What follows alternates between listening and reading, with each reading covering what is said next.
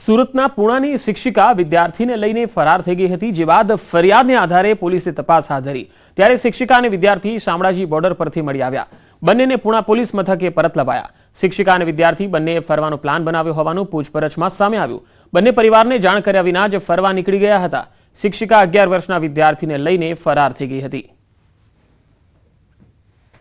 પકડી અને જે બેસિક પૂછપરછ અમે કરી છે, જે માહિતી અત્યારે પોલીસ પાસે છે, એમાં એવું છે કે બંનેને ઘરેથી કંઈ ને કંઈ ઠપકો હતો, એ પ્રકારનું એ લોકોએ નિવેદન આપેલ છે।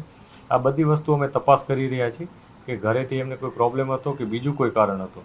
આ બધી બાબતની તપાસ અત્યારે ચાલી રહી છે। આ સ્ટુડન્ટ એમના ઘરની નજીક હતો, એમની સાથે કન્ટિન્યુ જેણે ટ્યુશન ચાલુ રાખ્યા હતા, એટલે એના સાથે કદાચ કોઈ પ્રકારનું એમનું અન્ડરસ્ટેન્ડિંગ અથવા બોન્ડિંગ બની ગયું હોય અથવા બીજું કોઈ કારણ, એ બાબતની તપાસ અત્યારે ચાલુ છે। અરવલ્લીના મેઘરજના રામગઢીમાં આગની ઘટના। બાઇકના શોરૂમમાં આગ લાગી ગઈ।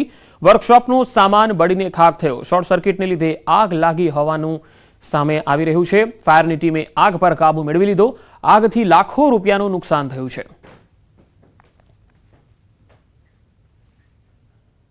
અમરેલીના બાબરા અમરેલી રોડ પર ડીઝલ ભરેલું ટેન્કર પલટી ગયું અને ભયાનક આગ લાગી ગઈ। આ તસવીરો જુઓ। અહીંયા વહેલી સવારે રાજકોટથી અમરેલી તરફ જતું એક ડીઝલ ભરેલું ટેન્કર પલટી ખાઈ ગયું। ટેન્કર પલટી ખાઈ ગયા બાદ તેમાં ભયાનક આગ લાગી ગઈ।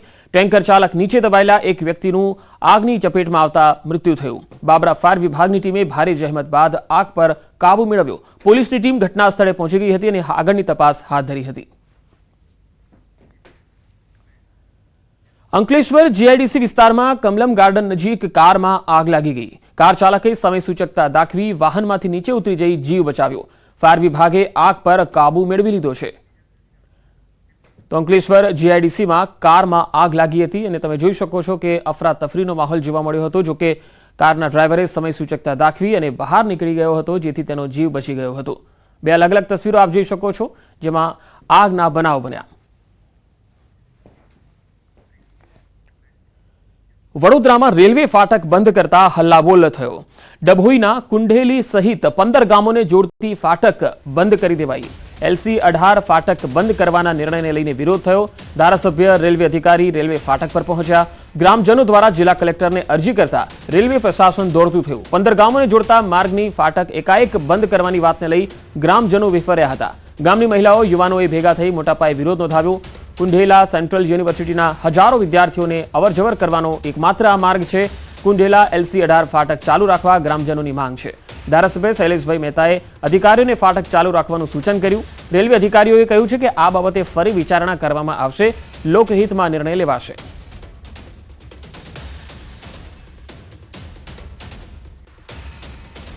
આ જે કુંઢેલાનું ફાટક છે, એ ફાટકનો ઉપયોગ હજારો લોકો કરતા હોય છે। અહીંયાથી હજારો લોકોની અવરજવર, 10-15 ગામોની અવરજવર છે। એને ધ્યાનમાં રાખીને આ ફાટક ચાલુ રહે અથવા તો આનો કોઈક વિકલ્પ વિચારવામાં આવે। અને અહીંયાના ગામ લોકોની ઈચ્છા છે કે ભાઈ ઓવરબ્રિજ બને। हम इस पे दोबारा से पुनर्विचार करेंगे और जो काम रेलवे ने दिया है उसकी पुनर्समीक्षा करके जो भी आम जन के लिए बेस्ट पॉसिबल सॉल्यूशन होगा वही हम काम करेंगे। तो अभी तो ये जो 18 फाटक है वो चालू ही रहेगी कंटिन्यू? अभी जैसी यथास्थिति बनाए रखेंगे। આ જે રોડ છે એ આજુબાજુના 15 ગામને જોડતો રોડ છે અને કોઈ પણ કારણે બંધ ના થવો જોઈએ। આ બંધ થશે તો આજુબાજુના 25,000 લોકોના જનજીવનને અસર થાય એમ છે। તો આ કોઈ પણ કારણે આ રોડ બંધ ના થવો જોઈએ અને એ ચાલુ રહે, એ માટે જ અમે લોકો ભેગા થયા છે। વાત ભરૂચની। ભરૂચમાં મુલદ ટોલ પ્લાઝાના કર્મચારીની પિટાઈ થઈ ગઈ। કાર ચાલક સહિત 3 લોકોએ માર માર્યો। મારામારીની ઘટના CCTVમાં પણ કેદ થઈ છે। ટોલ પ્લાઝા પર બેરિકેડ હટાવવા મામલે હુમલો કરવામાં આવ્યો હતો। મુલદ ટોલ પ્લાઝાનો આ બનાવ છે, જ્યાં CCTVમાં આખો બનાવ કેદ થયો। કર્મચારીની પિટાઈ થઈ ગઈ। કાર ચાલક સહિત 3 લોકોએ આ કર્મચારીને ધોઈ નાખ્યો। વલસાડના ધરમપુર રોડ પર કેક શોપમાં પૈસાની લેતી દેતી મામલે બવાલ થઈ ગઈ। કેક શોપમાં 3 શખ્સોએ આવી દુકાનદારોને ઢોર માર માર્યો હતો।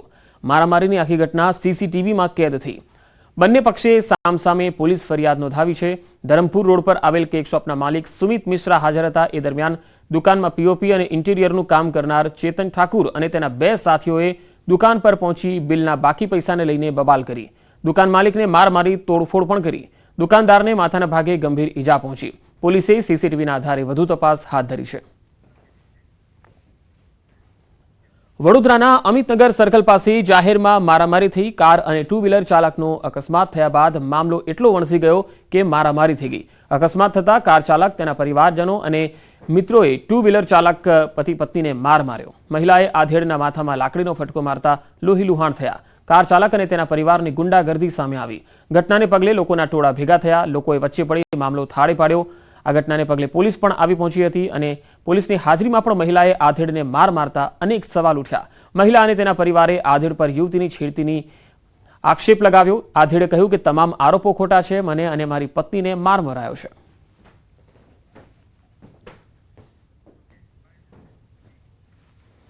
લાકડીથી મારી કોઈ માર્યો લાકડી અચ્છા હમણાં લેડી જાય ત્યાં હવે નામ થોડી મને ખબર અને છે. એવું કેમ મારામારી કેમ છે કારણ ગાડી આ લોકો ટન લઈને નીકળ્યા ગલીમાંથી ને હું સામેથી આવતો સ્પીડમાં તો હું બચી ગયો તો હું ખાલી એટલું કીધું કે ભાઈ ગાડી ચલાવ થોડીક હરકી ચલાવ.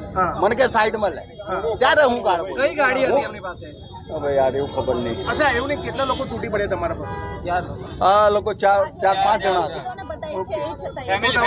દવાખાના નથી ગયા તમે દવાખાના ને કઈ ગયા તો દવાખાને જવા કઈ દે અહીંયા તમારી અમે તો બેઠા મારે છે. નહીં મહિલાને કોઈ ખેતી નથી કરી. મેં જ અને સાઈડમાં કરી હતી. હું અને લેડી છું. યાર તું ખોટું એવું નહીં બેન નહીં, તમારા નહીં, નહીં. હકીકત જાણવી છે તમારી મારું તો ભેગું છે ને હું મહિલાને છેડતી કરી યાર તમે એ ગાળો બોલતા હતા તો મેં સાઈડમાં કરી હતી. મેં કરી સાઈડમાં. તમારા હસબન્ડ છે હા મારી ગાડી 10 ની પણ સ્પીડની નથી. હું બહાર નીકળ્યો, ત્યાંથી લઈને 300 મીટર સુધી અંકલે મને ફોલો કર્યા. એમને મારી ગાડી પર ઠોકીને કંઈક કીધું, મને ના સંભળાયું. મેં સ્લો કરી, ધીરે કર્યું. એમને મને ગાર્ડ આપીને કીધું સાઈડ પર ઉભો રહે. મેં સાઈડ પર બહુ દૂર ઊભી રાખી. મારી ગાડી તમે જોઈ શકો છો. અને એ અંકલ અહીંયા આવીને પડ્યા એમના હાઈપર ટેન્શનમાં. એ પડીને ડાયરેક્ટ એમને મારી ફેટ પકડી. મને કે તને ચલાવતા આવડે છે? આમ તેમ. મેં કીધું અંકલ તમે સીસીટીવી ચેક કોઈ પણ કરી લો. એ મારાથી બહુ જ ડિસ્ટન્સ પર હતા અને એમની આજુબાજુ પણ બહુ જ ગાડીઓ હતી. બધી નીકળી ગઈ, હું એકલો જ બાકી હતો. એમના વાઈફે અહીંયા આ મારી ફ્રેન્ડ છે એની જોડે છે ને બદતમીજી કરી. તો એમના વાઈફ ને આમની જોડે કંઈક બોલવાનું થયું. એ અંકલે મારી જોડે ઝઘડો કર્યો. મારો ને અંકલનો ઝઘડો હતો. તો એ અંકલે મને છોડીને આને મારવાની સ્ટાર્ટ કરી. તો ત્યારે પછી ઝઘડો વધ્યો અને ત્યારે મેં અંકલને ડિફેન્સિવ વેમાં સાઈડ પર લઈ જઈને માર્યો. એ પણ એક લાફો માર્યો. એ પહેલા અંકલે તમે જોઈ શકો મારી શું હાલત કરી. લાકડીથી મારી કોઈ માર્યો લાકડી અચ્છા હમણાં લેડી જાય ત્યાં હવે નામ થોડી મને ખબર અને છે. એવું નહીં કેમ મારામારી કેમ છે કારણ ગાડી આ લોકો ટન લઈને નીકળ્યા ગલીમાં. તો મહેસાણામાં લગ્ન દરમિયાન માથાકૂટ થઈ ગઈ. આ તસવીરો વડનગરના અર્જુનબારી વિસ્તારમાં છે, જ્યાંથી વાહનોમાં તોડફોડ થઈ ગઈ. એક કારને સળગાવી દીધી. માથાકૂટમાં 2 લોકોને ઈજા પહોંચી. હવે 4 અલગ અલગ તસવીરો આપણે બતાવી રહ્યા છીએ. એક ભરૂચમાં ટોલ પ્લાઝા પર મારામારી થઈ. ટોલ પ્લાઝાના કર્મચારીની પિટાઈ કરી દીધી. બીજી તસવીરમાં એક દુકાનદારની પિટાઈ થઈ ગઈ. તે કેટલાક રૂપિયા માંગતો હતો. તેના અનુસંધાને કેક શોપના માલિક સાથે ઝઘડી પડ્યો. ત્રીજી તસવીરમાં અકસ્માત બાદ મારામારી થઈ ગઈ અને ચોથી તસવીર મહેસાણાની છે.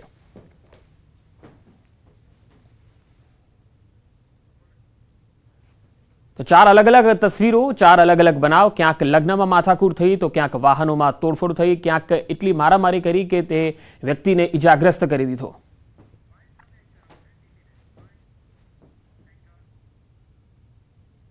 સુરેન્દ્રનગરમાં ચોટીલા હાઈવે પર મધડીખડા ગામ પાસેથી ગેરકાયદેસર